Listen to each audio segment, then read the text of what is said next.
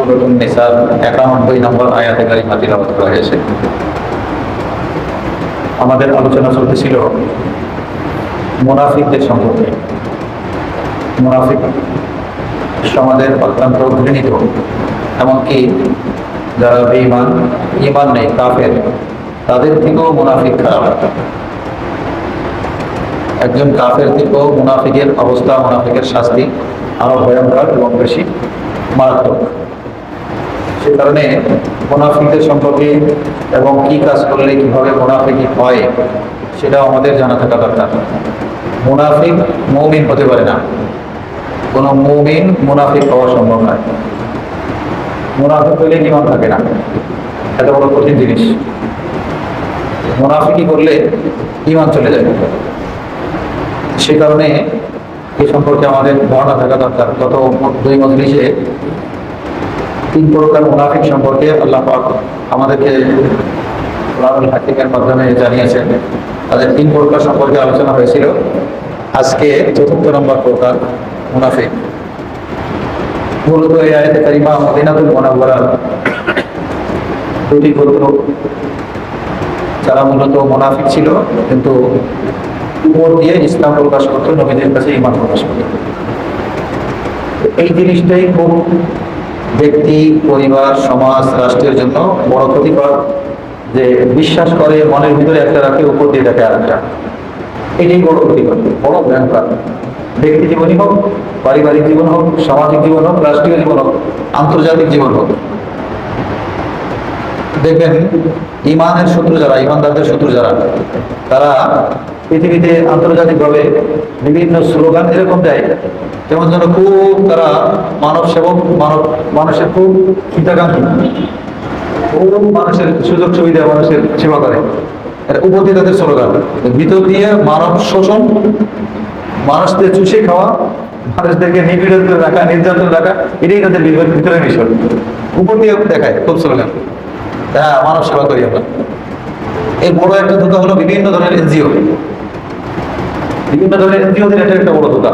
উপর দিয়ে মানব সেবা করি, কিন্তু তাদের সেবার পথ পন্থা এরকম, যারা মানে 6 দিয়ে 9 নিয়ে নেওয়ার ব্যবস্থা। ন্যায় তো নেই, হাজারো পরিবার, হাজারো মানুষ এই এনজিওদের চক্রান্তে করে নিঃস্ব হয়ে, এমনকি দেশের বাড়ির ঘর বিক্রি করেও পালাই ফেলছে তাদের চক্রান্তে করে। এইটাই খুব খারাপ, যে আমি মনে বিশ্বাস করি একটা, বা আমি করবো একটা, উপর দিয়ে প্রকাশ করা, ঘোষণা করা আর একটা, উপর দিয়ে দেখানো একটা, প্রকাশ করা একটা, বলা একটা, ভিতরে আর একটা মুনাফিক। এইটাই বড় খারাপ। এদের অবস্থা এরকম ছিল। আল্লাহ পাক বলছেন যে মদিনায় এমন কোন লোক পাইবা, সাতাজিদুনা আখারিন, অপর আরেকটা দল, আরো কিছু দল পাবে, ইউরিদুনা আইয়ামানুকুম ওয়া ইয়ামানু কওমাহুম, যারা চাবে তোমাদের কাছেও নিরাপদ থাকতে যাবে এবং তাদের নিজ সম্প্রদায়ের কাছেও নিরাপদ থাকতে যাবে। সহজ কথা, যে কথা বললে তারা দেখবে যে তোমাদের কাছে নিরাপত্তা পাওয়া যায়, সেই কথা তোমাদের কাছে বলবে। আবার দেখবে স্বজাতির কাছে যে কোন কথা বললে তারা খুশি থাকে, তাদের কাছে নিরাপত্তা পাওয়া যায়, সেখানে যে সেটাই বলবে। তাফসীরে কিতাবে আছে যে মুমিনদের সাথে তারা যে মাঝে মধ্যে আসতো, চলতো ফিরতো, এটা স্বজাতির কাছে যে বলতো আমরা তো ভালো কোনো মানবের কাছে যাই না, সৃষ্টির কাছে যাই না, আমরা মানব প্রকৃতির একটা জীবের কাছে যাই। সাহাবায়ে কেরাম, নবীজি, ঈমানদার, পৃথিবীর শ্রেষ্ঠতম মাখলুক, তার ভিতরে শ্রেষ্ঠতম মানুষ যারা, তাদেরকে তারা বলছে আমরা তো যাই মানব প্রকৃতির একটা বিষয়। তাফসীরে কিতাবে এই কথা বলে, তার মানে হলো আমরা যে তাদের কাছে যাই, তারা আসলে খুব ভালো মানুষ না, বা তাদের কোনো অবস্থান নাই, তারা খুব নিপীড়িত, ঘৃণিত, খুব তুচ্ছ। এদের কাছে গেলেই বা কি আসে যায়, না গেলেই বা কি এসে যায়। অনেক কিছু অনেক সময় বোঝাই না, আরে ভাই এটা হইলেই বা কি, না হইলে বা কি, এটা বাদ দাও তো। এই নবীজিকে এবং সাহাবায়ে কেরামকে তারা এইরকম খাটো করে নিজেদের স্বজাতির কাছে উপস্থাপন করত। তার মানে এখানে হালুয়া রুটির জন্য যা বলার দরকার তাই, ওইখানে হালুয়া রুটির জন্য, সুযোগ সুবিধার জন্য যা বলার দরকার তাই। আল্লাহ এই কথাটাই বলছে, সাতাজিদুন, অচিরেই আপনি পাবেন, আখারিন, এমন কিছু জাতিকে, ইউরিদুনা আইয়ামানুকুম ওয়া ইয়ামানু কওমাহুম, তারা চাবে তোমাদের কাছেও নিরাপদ থাকতে এবং তাদের স্বজাতির কাছেও নিরাপদ থাকতে। যেখানে যেটা বললে নিরাপত্তা পাওয়া যাবে, সেখানে সেটা বলবে। কুল্লামা রুদ্দু ইলাল ফিতনাতি উরকিসু ফিহা, কিন্তু তাদের যেহেতু বিচক্ষণতা নাই, বুদ্ধির গভীরতা নাই, বুদ্ধিমান নাই, বুদ্ধি কম, এজন্য যখনই তাদেরকে কোনো ফিতনার দিকে আহ্বান করা হয় তখন এই ফিতনায় তারা পড়ে যায়। যেহেতু মূল বুদ্ধি নাই, ভাণ্ডতে আকল নাই। আকল যদি থাকতো তাহলে তো তারা শেষ নবীকে বিশ্বাস করতো। আকল থাকলে ইসলাম আনতো, আকল থাকলে আখিরাত বিশ্বাস করতো। আখিরাতে তারা অবিশ্বাসী, নবীকে তারা অবিশ্বাসী, স্রষ্টাকে তারা বিশ্বাস করে না। মূলত বিবেক বুদ্ধিহীন, তারা বুদ্ধি নাই। ওই কথা আল্লাহ বলছেন, কুল্লামা রুদ্দু ইলাল ফিতনা, যখনই তাদেরকে কোনো ফিতনার দিকে ফিরাই দেওয়া হইতো, আহ্বান করা হইতো, তখনই উলকিসু ফিহা, সেখানে তারা প্রত্যাবর্তন করে সেখানে লেগে পড়তো। ফাইন লাম ইয়াতাজিলুকুম, প্রথম প্রকারের মুনাফিকদের সম্পর্কে আল্লাহ পাক বলেছিলেন গত পৃষ্ঠার শেষের দিকে, যেখানেই তাদেরকে পাও সেখানেই তাদেরকে হত্যা করো। এই প্রকারের মুনাফিক, এদের অবস্থাও খুব ভয়ঙ্কর। মানে এই শ্রেণীর মানুষ যারা হয় তাদের কারণে সমাজ খুব ক্ষতিগ্রস্ত হয়, সমাজ খুব ক্ষতিগ্রস্ত হয়। যে গাছে যায় সে গাছের রং ধরে, যে পাতার সাথে যায় ওই পাতার রং ধরে, যে মানুষের কাছে যায় তার কাছে যা বললে ভালো হবে সেটা বলে। এটা খুব ক্ষতিকর সমাজ নষ্ট হওয়ার জন্য। এই জন্য এদের ব্যাপারে আল্লাহ পাক বলেছেন, শর্ত দিয়েছেন, ফাইন লাম ইয়াতাজিলুকুম, যদি তোমাদের সাথে এই সমস্ত আচরণ থেকে তারা বিরত না হয়, ওয়া ইলকু ইলাইকুমুস সালাম, অথবা তোমাদের সাথে তাদের মূল পরিচয় উল্লেখ করে সন্ধি চুক্তি করে না থাকে, তারা মূল পরিচয় উল্লেখ করুক, এরপরে তোমাদের সাথে সন্ধি করে পথ দিয়ে তারা থাকুক। মুসলমান কাফের দলমত নির্বিশেষে, ধর্মবর্ণ নির্বিশেষে সবাই জানুক তাদের বিশ্বাস এইটা, তারা এদেশে পথ দিয়ে থাকে। এভাবে যদি না থাকুক, ওয়াকুফু আইদিয়াহুম, এবং তারা যতক্ষণ না পর্যন্ত তোমাদের সাথে যুদ্ধ বিগ্রহে অংশগ্রহণ করা থেকে বিরত না থাকে, তারা যদি এইসব না করে তাহলে তাদেরকে পাকড়াও করো, ওয়াকতুলুহুম, তাদেরকে হত্যা করে দাও, হাইসু সাকিফতুমুহুম, যেখানেই তাদেরকে পাওয়া যায়। কারণ এদের এই মুনাফিকের ভয়াবহতা খুব বেশি, তোমরা ধোঁকায় পড়ে যাবে। ধোঁকা খাবে জায়গায় জায়গায়, ধোঁকাকে বিশৃঙ্খলা সৃষ্টি হবে। অতএব তাদের ব্যাপারে আল্লাহ পাকের পক্ষ থেকে এই কঠিন শাস্তি, তারা যতক্ষণ না নিজেদের পরিচয় দিয়ে কর দিয়ে থাকবে, অথবা মুসলমানদের সাথে যুদ্ধ বিগ্রহ থেকে বিরত হয়ে না থাকবে, আত্মসমর্পণ না করবে, ততক্ষণ পর্যন্ত তাদেরকে স্বাভাবিকভাবে তাদের ব্যাপারে থাকবে না, বরং তাদেরকে যেখানে পাবে সেখানে তাদের হত্যা করবে। আউলাইকুম জাআলনা লাকুম আলাইহিম সুলতানাম মুবিনা, এই যে বিধান দেয়া হলো তাদের ব্যাপারে তাদেরকে হত্যা করো, তাদের অবস্থাতে এরকম যে তাদের বিপক্ষে তোমাদেরকে আমি, মুমিনদেরকে, ইমানদারদেরকে সুস্পষ্ট প্রমাণ আমি দান করেছি, যে প্রমাণ দিয়ে তারা যে হত্যার যোগ্য এই প্রমাণ দিতে পারবে। তাদের কালচার এমন, চরিত্র এমন, সে কারণেই তারা এই ধরনের হত্যার যোগ্য, উপযুক্ত। এই প্রমাণ, উলাইকুম জাআলনা লাকুম আলাইহিম সুলতানাম মুবিনা, এদের ব্যাপারে তো তোমাদের কাছে আমি খুব স্পষ্ট প্রমাণ আদি দান করেছি, যে প্রমাণ দিয়ে তোমরা প্রমাণ করতে পারবে বিশ্ববাসীর কাছে যে তাদের এই শাস্তির কারণ হলো তাদের এই এই খারাপ কাজ। আমাদেরকেও অফিসে, সমাজে, পরিবারে আমরাও তো বাস করি, কি বলেন? আমাদেরকেও এই সমস্ত বিষয় থেকে এড়িয়ে থাকা যায়। পরিবারের মধ্যে, দুজনের মধ্যে যারা কলহদ্বন্দ্ব না হয়, ভিতরে বিশ্বাস করি একটা, প্রকাশ করছি আর একটা। আমরা অফিসে থাকি, সেখানে অফিসের একটা পরিবেশ থাকে, সমাজের ভিতরে থাকি, সমাজ নিয়ে আমরা চলি, সমাজের মধ্যে এরকম বিশৃঙ্খলা না হয়, যার কাছে খুশি তার কাছে যে কোনো কথা আমরা বরাবরই করতে গেলেই তখনই দেখা যায় যে না, এর কাছে একরকম বললাম আর একজনের কাছে আর এক রকম, অথবা আমি নিজে ভালো হওয়ার জন্য বিভিন্ন রকম কথা পরিবর্তন করে বলে দেওয়া, এগুলি থেকে আমাদেরকে আত্মরক্ষা করা চাই। আলোচনা লম্বা করতে চাচ্ছি না, আমারও একটু ঠান্ডা, বাকি অনেকেই যেহেতু ছুটির কারণে অনেকে চলে গেছেন, তারপরেও কোরআনের মজলিস, এই মজলিসের অনেক বরকত, এই বরকতের ধারাবাহিকতা রক্ষা করার জন্য একটু বসা। এই আলোচনাটুকু আমাদের জীবনে আমরা বাস্তবায়ন করা দরকার, যে আমরা যেন সব জায়গায় সত্যের উপরে, হকের উপরে থাকতে পারি, সত্য নিয়ে বাস করতে পারি।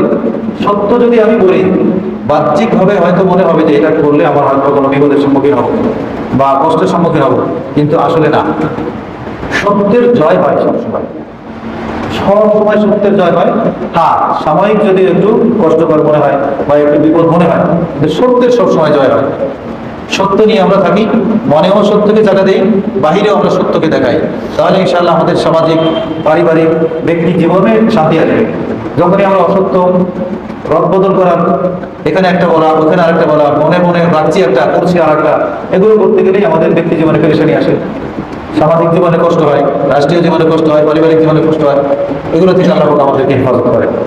সংক্ষিপ্ত 2, 3, 4, 5 মিনিট যেহেতু আজকে আমাদের মা বোনদের সাথে আছে, বর্তমান যে সময় আমরা কাটাচ্ছি এই সময় সম্পর্কে 4-5 মিনিট একটু কথা বলি, এরপরে ইনশাআল্লাহ দোয়া হয়ে যাবে। মা বোনরা তো আমাদের সব মজলিসে অংশগ্রহণ করতে সময় সুযোগ পান না, সব আলোচনার সময় মতো আমরা শুনতেও পান না। এই যে এখন বরকতপূর্ণ সময় যাচ্ছে, প্রত্যেকটা রাত লাইলাতুল কদরের মতো বরকতপূর্ণ। আমরা পুরুষরাও কিন্তু মারাত্মক বকিল, অলস, বকিল, কৃপণ। আমরা অনেকেই স্ত্রীকে না দিনই সময় দিতে চাই, নাকি দুনিয়ার সময় দিতে চাই। যেমন এই মৌসুমগুলিতে আমাদের পুরুষ হিসেবে দায়িত্ব, আমরা যে জুমার সময় বিভিন্ন আলোচনা, ধর্মীয় আলোচনাগুলো শুনি, এই আলোচনাগুলো আমাদের মা বোনদের কাছে শেয়ার করা যায়। তাদেরকে যে 10 মিনিট, 15 মিনিট, 20 মিনিট বসা যায়, যে আজকে জুমায় এই বিষয়গুলো আলোচনা হয়েছে, কি বলে বসা যায় না? বসা যায়। এই গুরুত্বপূর্ণ বিষয়ে এই জুমায় এই বিষয়ে আলোচনা হয়েছে, এইগুলো তাদেরকে শোনানো চাই, তাদেরকে উদ্বুদ্ধ করা চাই যে এই আমলের বিষয় এসছে।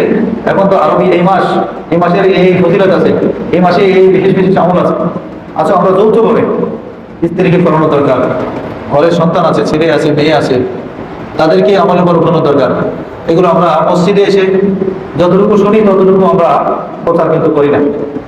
এটা দাওয়াতের তাবলীগের কিন্তু দায়িত্ব আমাদের, যেটা তাবলীগ করবো, হক যেটা শুনবো, যেটা পাবো, সে হকটাকে হুবহু আমার আনাথ মুসলমান ভাইয়ের কাছে পৌঁছাই দেবো।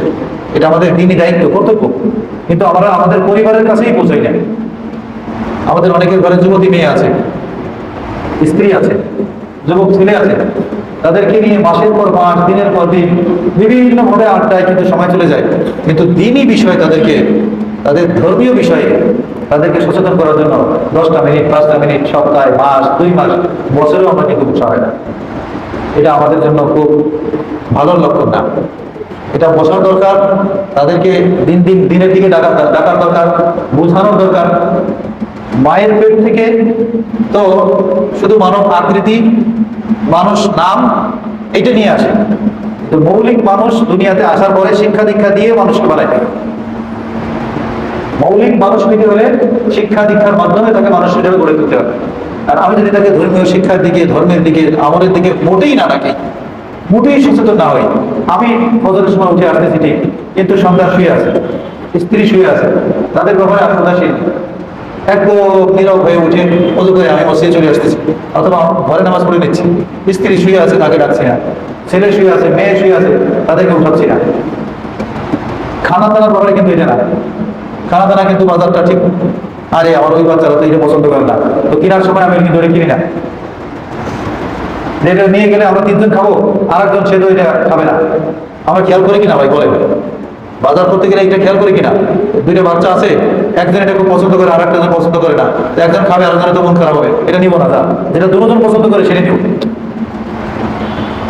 এটার জন্য কিন্তু আমাদের ফিকির আছে, দুনিয়ার শিক্ষা দীক্ষার জন্য ফিকির আছে, দুনিয়া অর্জন করার জন্য আমাদের ফিকির আছে, কিন্তু তাকে যে আখিরাতের থেকে বাঁচাইতে হবে।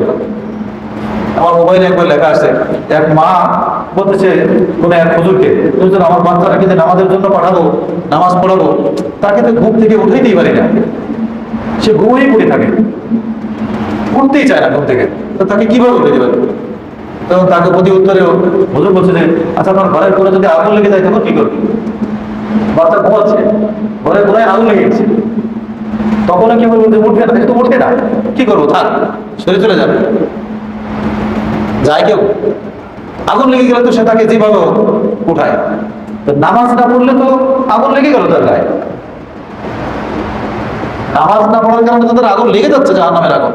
1 ওয়াক্ত নামাজ না পড়লে কতদিন?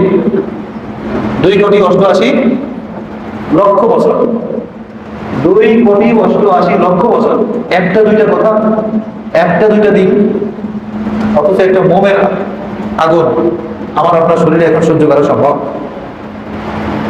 সেখানে তো হায়াত শেষ হবে না। এরকম না যে আগুনে পুড়ে গেলাম, মারা গেলাম। দুনিয়াতে তো বেশি আগুনে পুড়ে গেলে মারা যায়, দুনিয়ার আগুনটা শেষ হয়ে গেলে মারা গেল, অন্যদিকে চলে গেল, সাথে তো শেষ হবে না। আমরা কিন্তু আমাদের বাচ্চাদেরকে, আমাদের পরিবারদেরকে ব্যাপারে খুব একদম দেখাবো।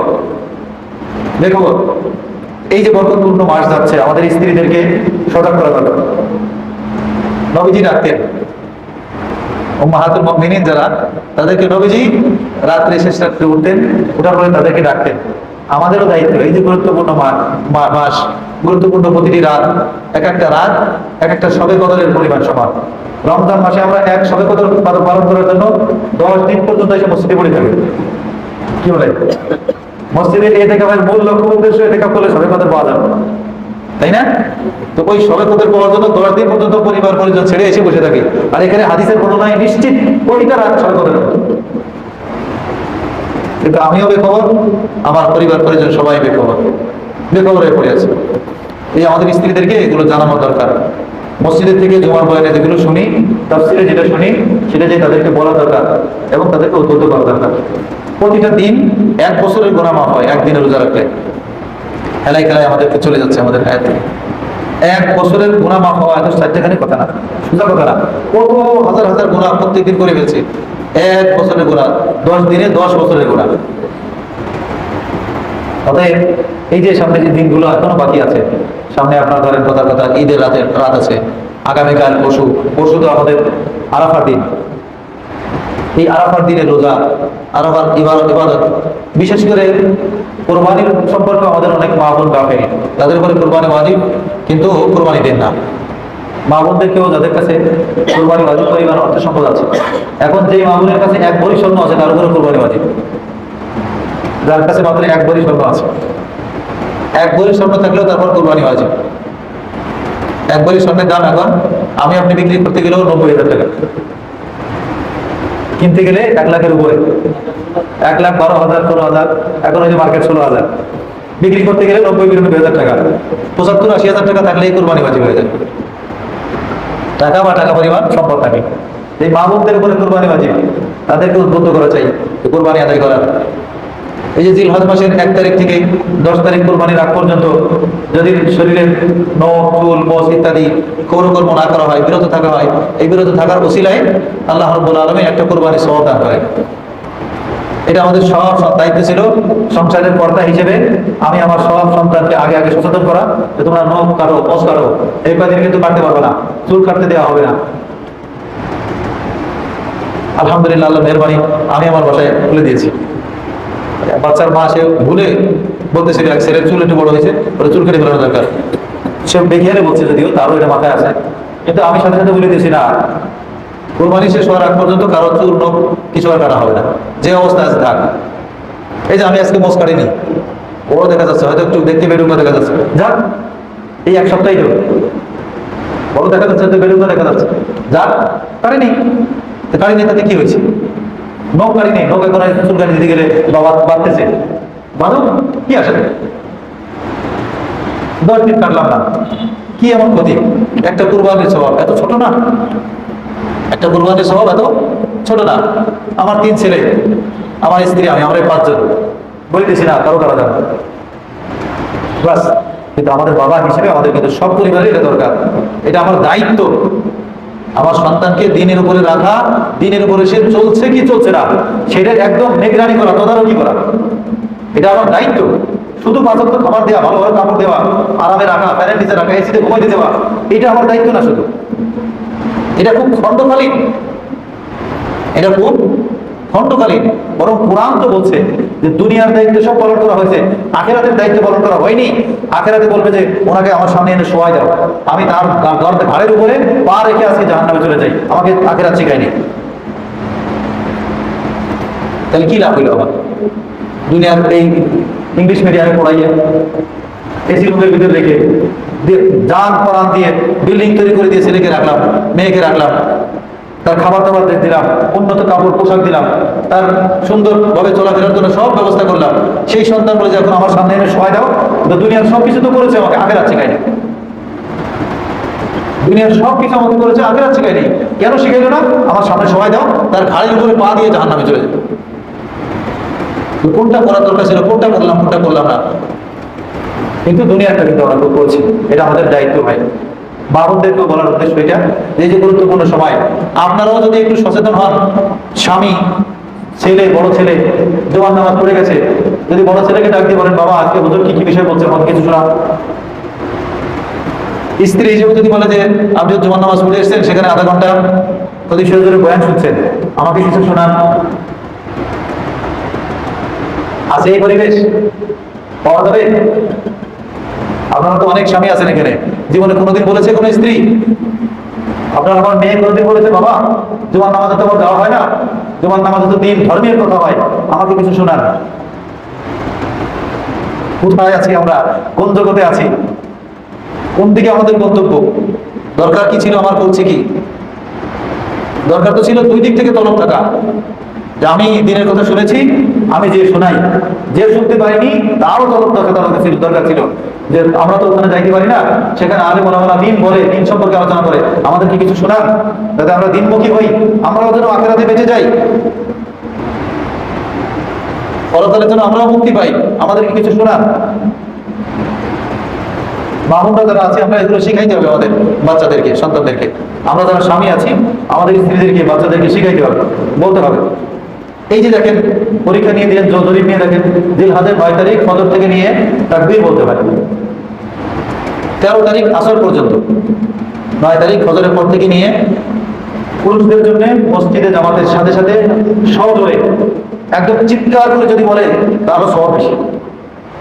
হাদিসের ভিতরে আছে অনেক সাহাবায়ে কেরাম বাজারে যেয়ে জিলহজ মাস আসলে বাজারে যেয়ে চিল্লাই চিল্লাই বলতেন আল্লাহু আকবার, আল্লাহু আকবার, আল্লাহু আকবার, আল্লাহু আকবার, লা ইলাহা ইল্লাল্লাহ, আল্লাহু আকবার, আল্লাহু আকবার, ওয়ালিল্লাহিল হামদ। চিল্লাই চিল্লাই গলিতে গলিতে বাজারে হাঁটতেন আর এগুলো বলতেন প্রচার করার জন্য। এটা তাওহীদের প্রচার, একত্ববাদের প্রচার। এটা তাওহীদের বাণী। আল্লাহু আকবার, আল্লাহ বড়, লা ইলাহা ইল্লাল্লাহ, তিন ছাড়া কোনো উপাস্য নাই। এটা তাওহীদের এলাকা। অনেক সাহাবা, হযরত আলীর কথাও আছে, হযরত আলী রাদিয়াল্লাহু তাআলার কথাও আছে, জিলহজ মাস আসলে রাস্তায় হাঁটতেন আর চিল্লাই চিল্লাই তাকবীর বলতে থাকেন, বাজারে যাইতেন চিল্লাই তাকবীর বলতেন, সবাই শোনো, তাওহীদের কথা শোনো, একত্ববাদের কথা শোনো। এজন্য এই মাসকে বলা হয় তাওহীদ এবং একত্ববাদ প্রচারের মাস। এই তাকবীর বলা প্রত্যেক নারী এবং পুরুষের জন্য ফরজ নামাজের পরে একবার বলা ওয়াজিব। আপনি খবর নিয়ে দেখবেন আপনি বলার পরেও বলেনি, মনে করে দিবেন কালকে বদর থেকে বলতে হবে, এরপরে এসার সময় একবার আপনি এটা জিজ্ঞেস করবেন আজকে 5 ওয়াক্ত কি তাকবীর বলা হয়েছে, জিজ্ঞেস করে দেখেন কয়জন মামুল বলে যে হ্যাঁ বলেছি, ভুলে গেছে। ওয়াজিব তরফের গুনাহ হবে, এটার কাজারও সিস্টেম নাই। এমন কত ওয়াজিব আছে কাজা করে দেওয়া যায়, কাজা করারও সিস্টেম নাই। ফরজ নামাজ পড়ছেন, পড়েন নাই, বাস গেছে গা, শেষ।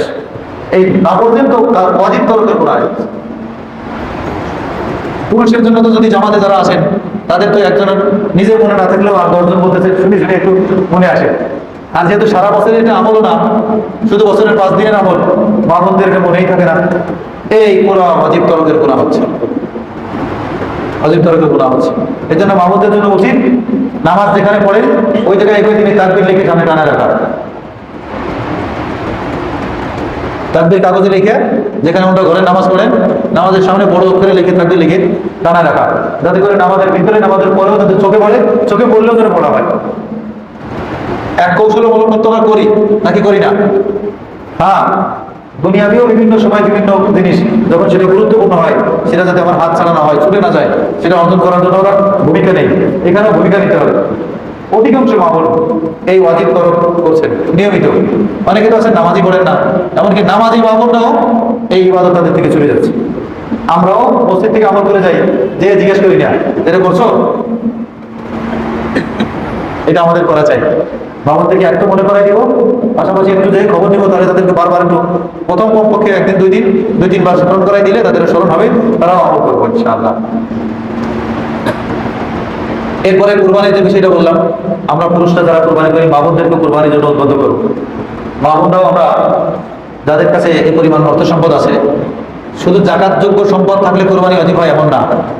জাকাতযোগ্য সম্পদের থেকে বাইরেরও সম্পদ যদি থাকে কিন্তু জাকাতের হিসাব পরিমাণ কিন্তু জাকাতযোগ্য না, তার অতিরিক্ত কাপড় চোপড় আছে, কথার কথা সাধারণভাবে ব্যবহার করতে খাট যে কয়টা লাগে তার থেকে বেশি আছে, টিভি, কম্পিউটার, এগুলি অতিরিক্ত জিনিস, এগুলোর প্রাইস যদি ঘরে থাকে যিনি মালিক এগুলোর হিসেব, এটা জাকাত দেওয়া লাগে না ঠিক, কিন্তু এইগুলোর হিসাব অনুপাতেও যদি কেউ নিসাবের মালিক হয় তারপরেও তাকে জাকাত কোরবানি দিতে হয়, কোরবানি তারপর ওয়াজিব হয়।